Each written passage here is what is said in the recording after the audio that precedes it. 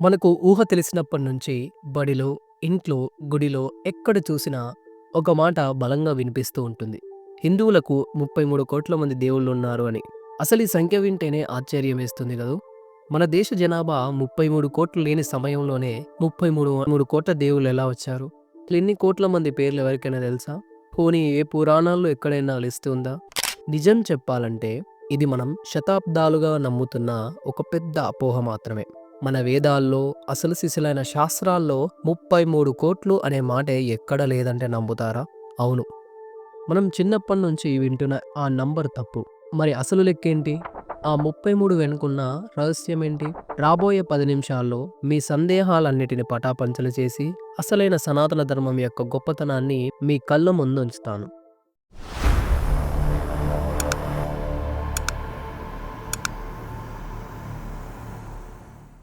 ఈ మొత్తం కన్‌ఫ్యూజన్ ఎక్కడ మొదలుసా? ఒక చిన్న పదం దగ్గర. అదే కోటి. సంస్కృతంలో కోటి అనే పదానికి 2 రకాల అర్థాలున్నాయి. ఒకటి మనందరికీ తెలిసిన సంఖ్య. అదే క్రోర్. కానీ సంస్కృత భాషా పరిజ్ఞానం ప్రకారం కోటి అనే పదానికి శ్రేణి లేదా రకం అని కూడా అర్థం ఉంది. ఉదాహరణకు మనం ఉచ్చకోటి అంటాం. అంటే అర్థమేంటి? కోటి సంఖ్య కాదు కదా! అత్యున్నత స్థాయి అని అర్థం. సరిగ్గా ఇక్కడే అనువాదంలో పొరపాటు జరిగింది. వేదాల్లో త్రయంత్రింశత్ కోటి అని రాసి ఉంది. అంటే 33 రకాల అత్యున్నత దైవశక్తులు అని అర్థం. కానీ బ్రిటిష్ వారు దీన్ని అనువదించేటప్పుడు లేదా కాలక్రమేణా వాడుక భాషలో అది 33 కోట్ల మంది దేవుళ్ళుగా మారిపోయింది.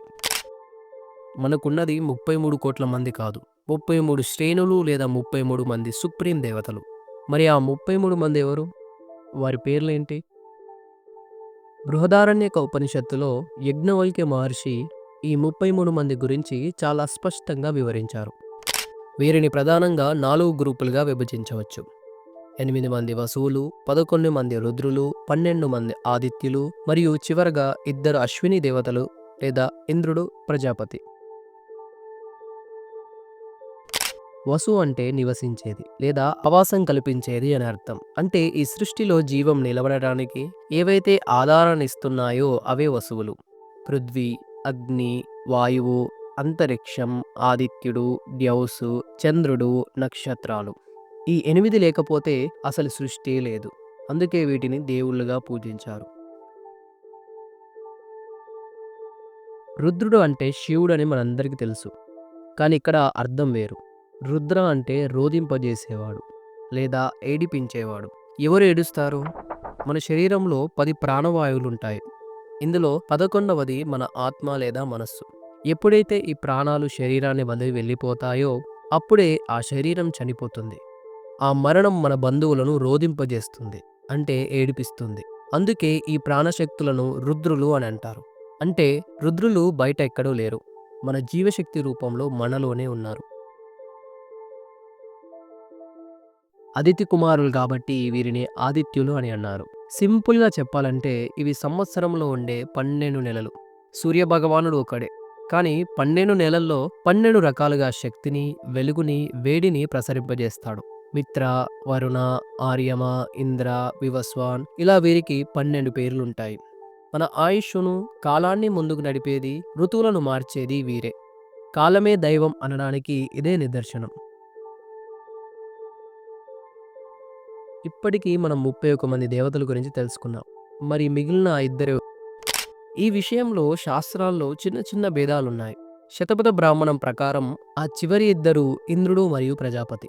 ఇంద్రుడు అంటే భౌతికంగా మెరుపు లేదా పిడుగు అని అర్థం. కానీ అంతర్గతంగా అదొక గొప్ప శక్తి. ప్రజాపతి అంటే యజ్ఞం. సృష్టి కార్యం యజ్ఞం ద్వారానే జరుగుతుంది. కాబట్టి దాన్ని దైవంగా భావించారు. కొన్ని ఇతర గ్రంథాల్లో వీరికి బదులు అశ్విని దేవతలను సూచించారు. మొత్తానికి లెక్క చూస్తే 8 మంది వసువులు, 11 మంది రుద్రులు, 12 మంది ఇద్దరు దేవతలు. ఇక్కడ మనం ఒక అద్భుతమైన విషయాన్ని అర్థం చేసుకోవాలి. మన ఋషులు ఈ 33 మందినే ఎందుకు ఎంచుకున్నారు? ఎందుకంటే వీరంతా ఆకాశంలో మేఘాల మీద కూర్చున్న వ్యక్తులు కాదు. వీరంతా ప్రకృతి శక్తులు మరియు మనలోని అంతర్గత శక్తులు. భూమి, నీరు, గాలి, కాలం, ప్రాణం, మనస్సు ఇవన్నీ దైవ స్వరూపాలే అని చెప్పడమే దీని ఉద్దేశ్యం.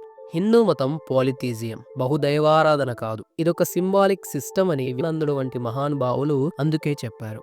దేవుడు ఒక్కడే. ఆ శక్తి వ్యక్తమయ్యే రూపాలు 33. ఆ 33 రూపాలు అనంతమైన విశ్వంలో కోట్లాదిగా విస్తరించి ఉన్నాయి. సో ఫ్రెండ్స్, ఇకపై మిమ్మల్ని ఎవరైనా మీకు 33 కోట్ల దేవులున్నారుగా అని వెటకారంగా అడిగితే గర్వంగా చెప్పండి. మాకున్నది 33 కోట్ల మంది దేవతలు కాదు. 33 రకాల దైవ శక్తులు. మేము ప్రకృతిని, ప్రాణాన్ని దైవంగా భావిస్తామని. ఈ వీడియో ద్వారా మీకు ఒక క్లారిటీ వచ్చిందని అనుకుంటున్నాను. అయితే ఈ 33 మందిలో 11 మంది రుద్రుల గురించి లేదా 12 మంది ఆదిత్యుల గురించి ఇంకా లోతైన విషయాలు, వారి వెనుకున్న అర్థాలు తెలుసుకోవాలనుందా? ఏ టాపిక్ మీద నెక్స్ట్ వీడియో కావాలో కింద కామెంట్స్‌లో ఖచ్చితంగా తెలియజేయండి. అలాగే మన సంస్కృతి గురించి తెలియని మీ ఫ్రెండ్స్‌కి ఈ వీడియో షేర్ చేసి ఆ 33 కోట్ల అపోహను ఇప్పుడే తొలగించండి. మరిన్ని ఆసక్తికరమైన ఆధ్యాత్మిక విషయాల కోసం మా ఛానల్‌ని సబ్స్క్రైబ్ చేసుకోవడం మాత్రం మర్చిపోవద్దు. జై హింద్.